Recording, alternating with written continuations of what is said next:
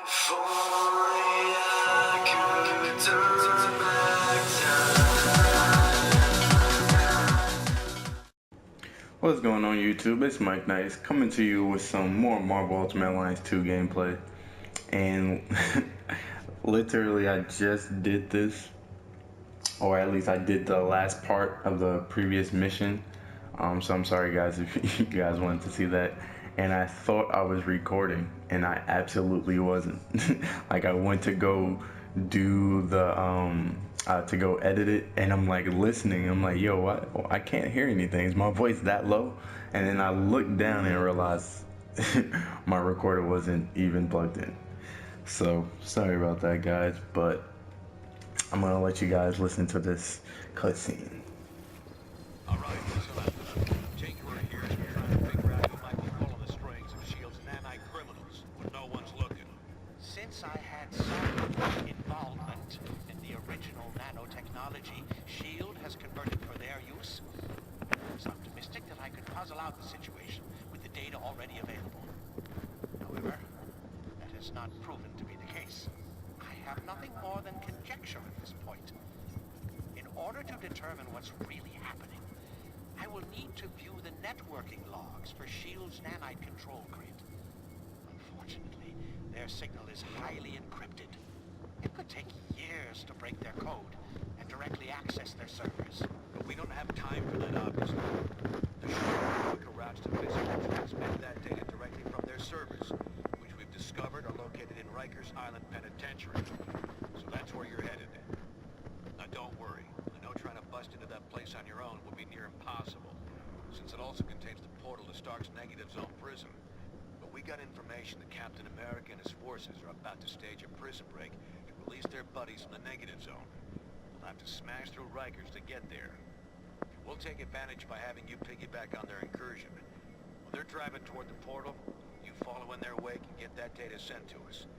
Then we can figure out who the hell's grabbing control of these psychos and why. Oh man, the reason I came on is I just want to thank you guys for the 100 subscribers, man. Thanks for the support. I literally came on and I just did the commentary that I thought was being recorded, and I had no idea what I was even gonna say. Like, I was just so happy when I saw the 100 subscribers that I said I had to make a commentary. And even after making that previous one, I still have no idea what I'm supposed to talk about.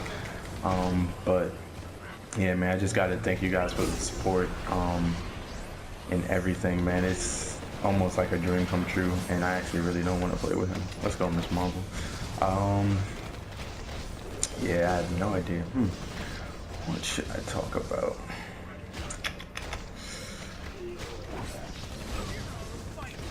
Oh man, actually, let's talk about my favorite game of all time, Metal Gear Solid.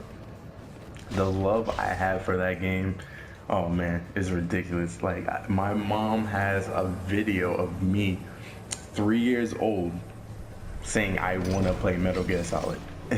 And this is, I don't even know if I was, like, I didn't even play the game yet. Like, I would just watch my brother and my dad play it, and I was just completely fascinated by it.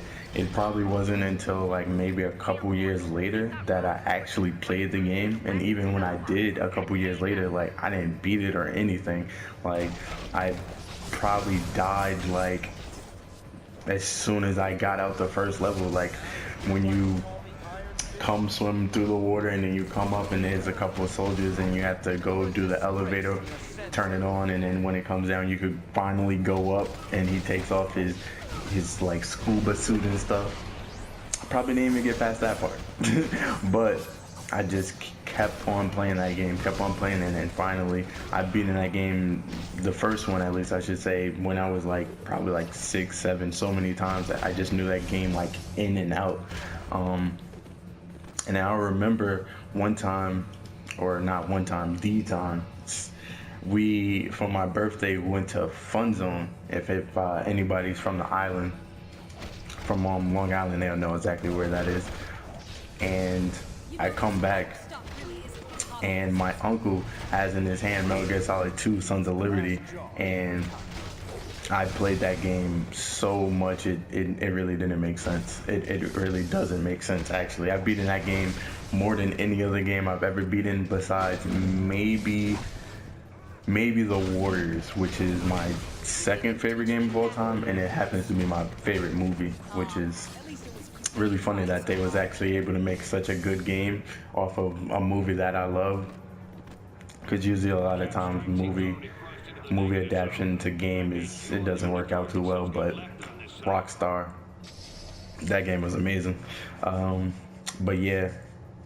And then just going along with the lore of that game, like every game that came out just made me want to play more and more and more. And Metal Gear Solid 3, which isn't probably, I would say it's probably my least favorite. I would say it's my least favorite game, least favorite Metal Gear Solid out of the series. But I would say it's probably one of the best. I would rank it behind the fourth one, and I would rank it behind the fifth one, Phantom Pain, because it's such a good game. Like it just, the only reason that it's not, you know, my number one or my number two or number three, whatever, is for nostalgia reasons.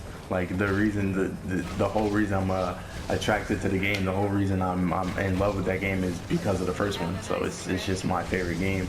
And then the second one, I had put so much time into that game. Like I easily put a summer's worth in that game. And you know, people say that, but like, you know how I clock your hours, and you know, if you played a lot, you had like maybe 60, 70 hours.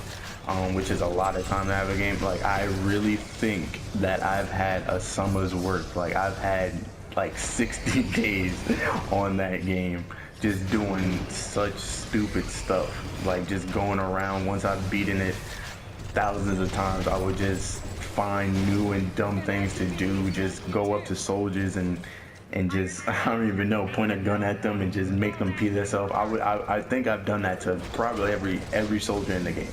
Every soldier that you can do that to, I've probably done it just for like shits and giggles. Like just, I love that game so much because of the Easter eggs that they have in it, like the funny little stuff that they make you do, or the funny little stuff that you do if you play the game a lot, you like find out.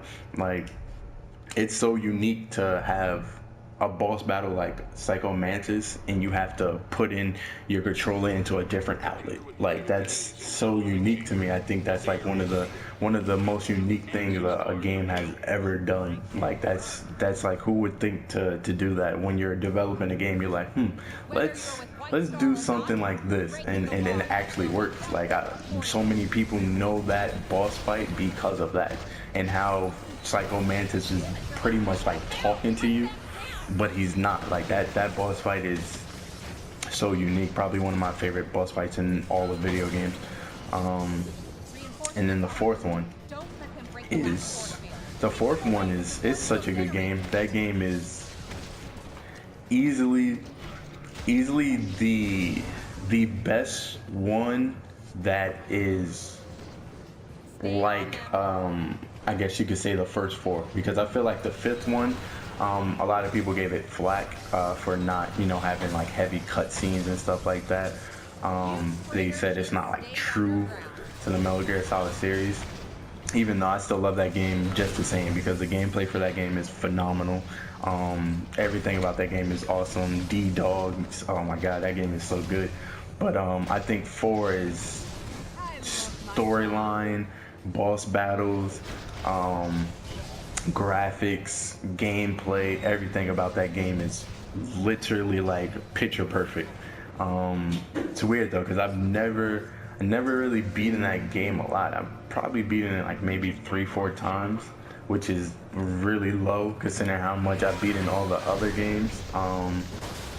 But that game is really good, and I love the infight that you have with Ocelot when you're on top of the oh my god, what are you on top? I don't remember whether it's a ship or a boat, but you're on top and you're fighting him, and it's very similar to the fight you have with Liquid Snake on the first one, and it's just like it was such a like a nostalgic like going through the fight, and you know when you punch him like a certain cutscene will come up. It was such a good boss fight. But yeah, that series has such a what is. Let's see if he hits me. Okay. Oh, Iron Fist. Please, I was talking to him. But anyways, that game has such a special place in my heart. Hopefully I can, because I sold Phantom Pain back to GameStop, and now that we're talking about GameStop, that has to be probably the most disrespectful company in like the entire world. Like this is what will happen to you if you go to sell something back to GameStop. You go inside, hey, how's it going? I'm looking to sell something. You know, let's say you bring these items and you're like, yeah, you know, I have my PS4, my Xbox One, my Nintendo Switch, and a couple of games. Literally, with a straight face, this is what they will say to you. Oh my God, you brought in a lot of stuff. Let's scan. All right, so with store credit and your Power Plus membership or whatever that thing is called, you're gonna get back a grand total of $2. And then they'll just look at you with a straight face, like as if that's like adequate. Like that's like seriously? Seriously? And then they will turn around and sell what they just, you know, what you just traded in, what you just got probably like a grand total of 25 cents for. They will resell it for like $100 or $200. And you're like thinking like, I just literally probably spent like $600 per system, you know, for games and controllers and whatever. I don't even remember what all those systems cost when they first came out. I do know, I'm pretty sure I paid like $600 for my PS4 when it first came out. I don't know what the Nintendo Switch was or the Xbox One. I think the Xbox One was like $599 or something. Maybe it was $499. I don't remember. But you literally pay that much money, and then when you go back to sell it, it's not like they give you half or a third or anywhere between that. They give you like not only a fraction, they give you probably like 10%. And then they'll give you that straight face. Like what they just did was a favor for you. They're like, yeah, we'll take your PS4 off your hand, and then they'll just toss you a nickel. Like, get out of here, go buy yourself something nice. And then you're just sitting in here like, really like, what just happened? What just happened? But enough about that. Yeah, I should have never ever sold that game. Should have kept it, so now I could have made a walkthrough with it. But it's whatever. Hopefully one of these days I'll get it back, and then I'll do a classic walkthrough with it. Let's change the Iron Fist so I can heal these guys. Let's go.